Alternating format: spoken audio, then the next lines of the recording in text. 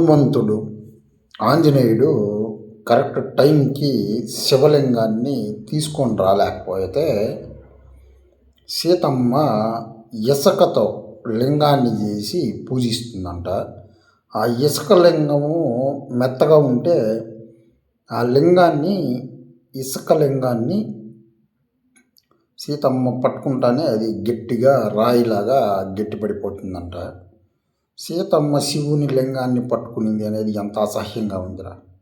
ఇది ఒక ప్రవచనకారుడు ప్రవచనం చెప్తాడు, వీళ్ళు బాపనోళ్ళు.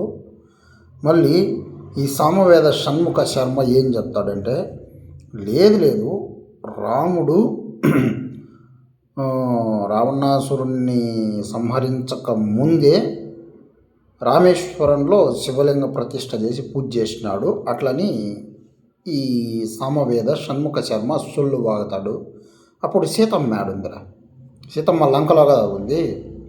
మళ్ళీ సీతమ్మ సైకత్ లింగాన్ని ఎట్లా చేసి పూజిస్తుంది? సీతమ్మ ఎందుకు శివుని లింగాన్ని పట్టుకుంటే శివుని లింగం గట్టిపడిపోయింది అనేసి బూత్ కథని చెప్పినారు. మీ కాకునూరి సూర్యనారాయణమూర్తి భక్తి టీవీ ఛానల్లో ఉంది, వీడియో ఉంది, ఫేస్బుక్లో నేను షేర్ చేసినాను, ఆధారం ఉంది.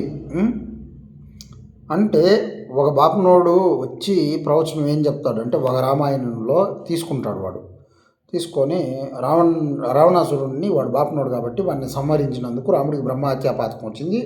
అందుకు రాముడు, సీత, లక్ష్మణుడు, ఆంజనేయుడు అందరూ సమేతంగా మొత్తం ఫ్యామిలీ వచ్చి శివలింగాన్ని ప్రతిష్ఠ చేసినారు. ఈ కట్టు కథ, ఈ సొల్లు కథ, ఈ బూత్ కథ చెప్తారు. శివలింగాన్ని తీసుకొని రమ్మని హిమాలయ పర్వతాలకు కైలాసానికి ఆంజనేయుని పంపిస్తారు. ఆంజనేయుడు టయానికి రాలేదనేసి, కరెక్ట్ టైంకి రీచ్ కాలేదనేసి, టైం అయిపోతుంది, దుర్ముహూర్తం వచ్చేస్తుంది మళ్ళీ అనేసి సీతమ్మే ఇసుకతో ఒక లింగాన్ని చేసిందంట. అది సైకత్ లింగం అంటారంట. చేస్తే దాన్ని సీతారాములు, లక్ష్మణుడు అందరూ అర్చన చేసినారంట. మళ్ళీ ఆంజనేయుడు వచ్చి చూసేసరికి ఆల్రెడీ శివలింగం ఆడ ప్రతిష్టాపన అయ్యి పూజ చేసేసి కూర్చో ఉన్నారంట. వీళ్ళు వెయిట్ చేస్తూ ఉన్నారంట ఆంజనేయుని కోసము. ఆంజనేయుని కోపం వచ్చేసి తోకతో ఆ లింగాన్ని పట్టుకొని పీకి అవతల బారేద్దామని ట్రై చేస్తాడంట. అది ఆంజనేయునికి బలం సరిపోదంట ఆ లింగాన్ని పీకేదానికి. మళ్ళా ఆంజనేయుడు తెచ్చిండే లింగాన్ని కూడా రాముడు ప్రతిష్ఠ చేస్తాడంట. చేసి పూజ చేస్తారంట. మళ్ళీ రాముడు, ఆంజనేయుడు అందరూ, సీతమ్మ, లక్ష్మణుడు వీళ్ళందరూ.